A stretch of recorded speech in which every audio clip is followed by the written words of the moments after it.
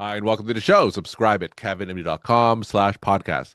Today, welcome back, Muhamad Aly Rifai, psychiatrist, internist, and addiction medicine specialist. Today's Kevin MD article is The Rise of Digital Therapeutics in Medicine. Muhammad, welcome back to the show. Thank you very much for having me to talk about this very important and timely topic, prescription digital therapeutics and digital therapeutics in medicine, and how they have come to help a lot of patients in my field of psychiatry, in neurology, as well as other fields, and how this is going to be becoming the wave of the future for patients by employing basically their phones to help them with management of their illness.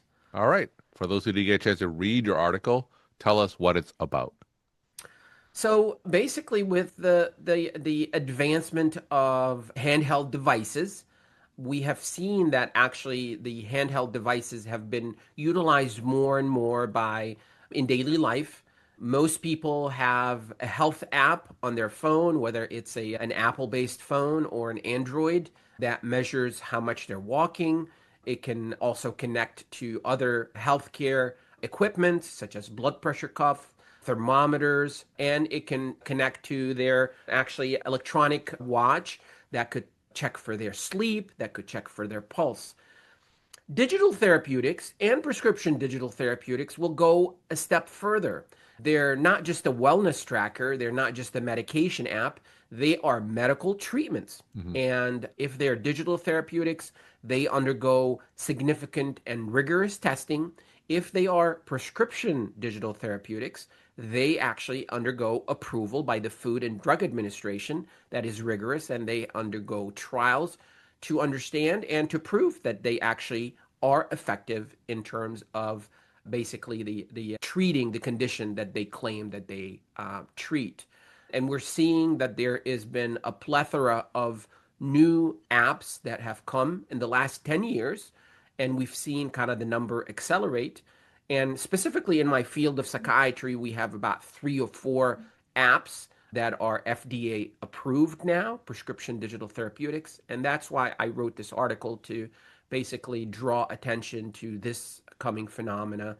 And that is something that a lot of our patients are going to be seeing, and physicians are going to be dealing with that on a regular basis. So, give us an overview of some of these conditions that they treat. In your article, you talk specifically about these digital therapeutics to address substance use disorder, ADHD, and major depressive disorder. Give us a sense of how they work for the end user's Sure, perspective. sure. So the first application that was approved was actually for substance use disorders, alcohol use disorder. The app was called Reset, and it was actually granted FDA approval in 2017. So this was one of the first apps. Basically, it had some traction, but not a lot of tractions. But basically, what it does, it manages a person's daily life. So basically, it's an app that talk about, basically, this is what the app, and basically it talks about healthy relationship, needs, managing thoughts and emotions, boundaries. So basically, relapse management for individuals with drug and alcohol issues.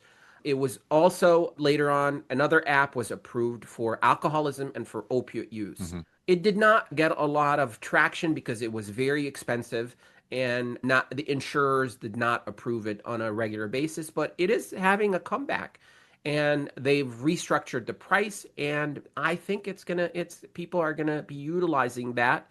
It's gonna be modified a little bit, but people are gonna be utilizing it. So that software extends evidence-based therapy, so abstinence therapy, relapse prevention for individuals who have drug and alcohol issue.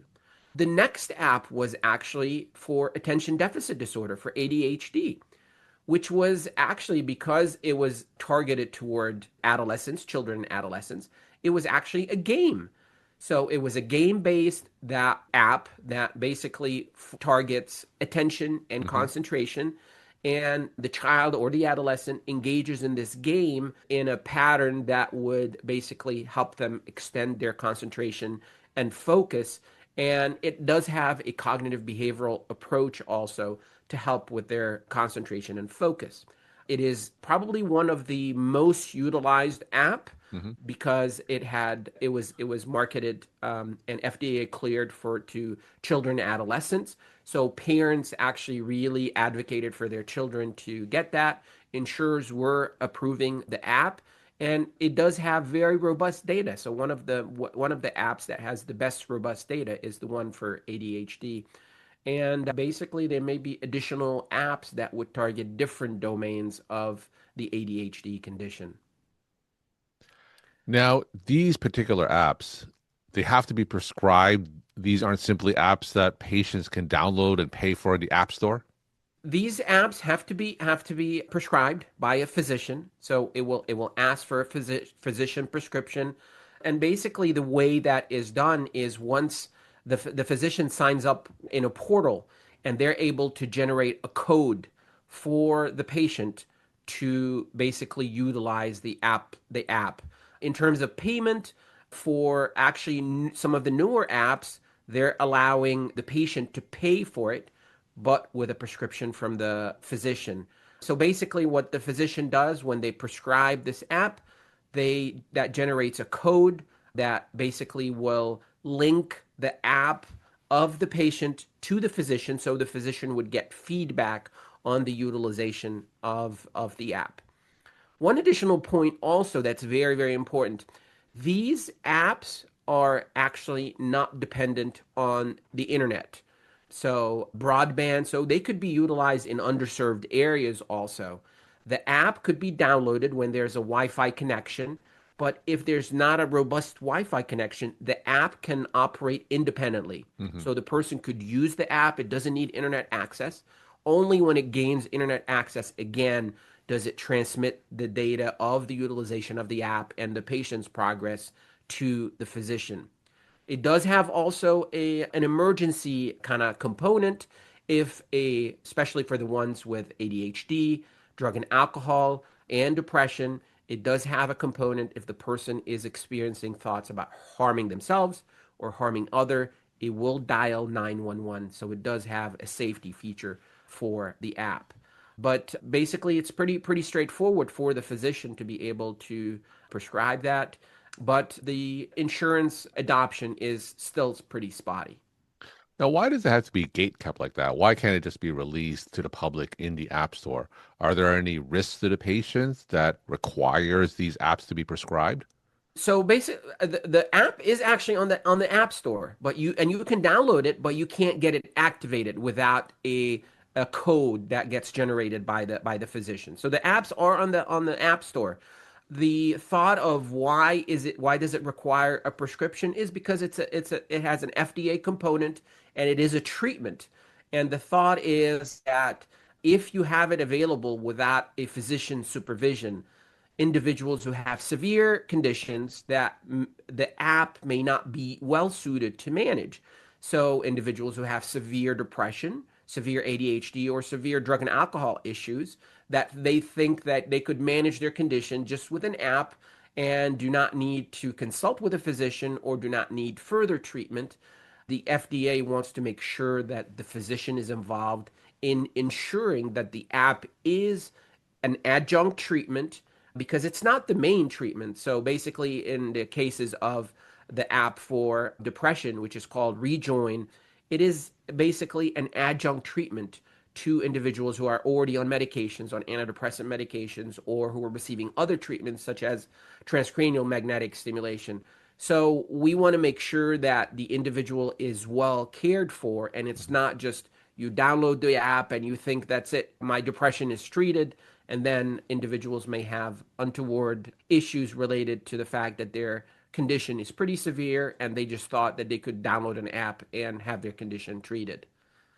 So, what are some of the indications where physicians can consider prescribing an app like this? Patients who are already being treated for, say, ADHD and depression, what are some of the indications where prescribing an app may be in that patient's best interest?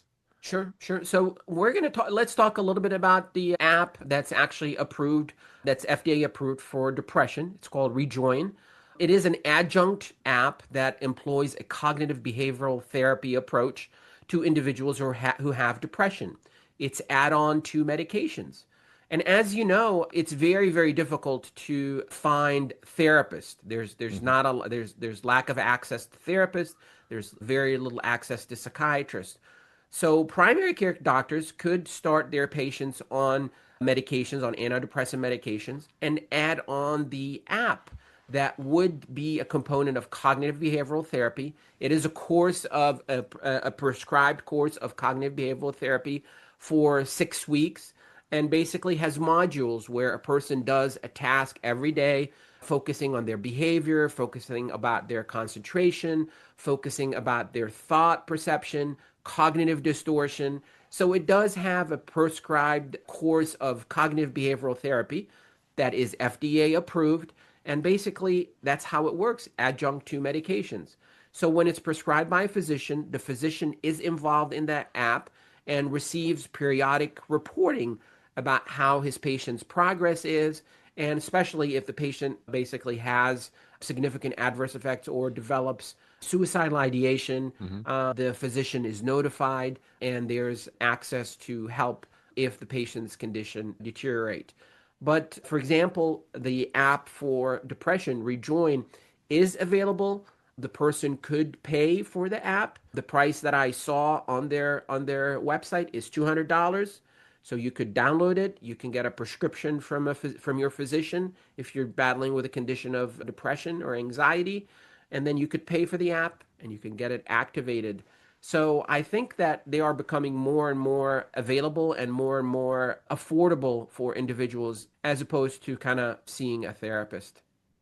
And have you had personal experience prescribing these apps or your colleagues prescribing these apps? What have their experiences or experiences that you've heard been like? So basically, when I got introduced to this app, I actually asked to see the app.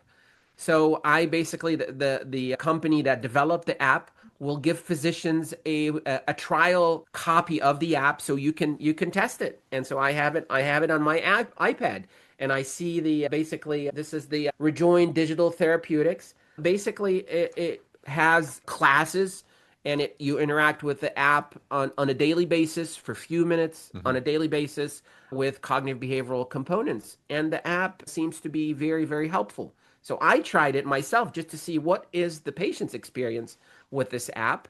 I have prescribed it for a few patients, and they were very, very satisfied, and they've had good success in terms of it being an adjunct treatment for their depression, as opposed, for example, if they're a busy professional who can't go see a therapist in addition to medications. It does boost the rates of response to medications in individuals who have depression.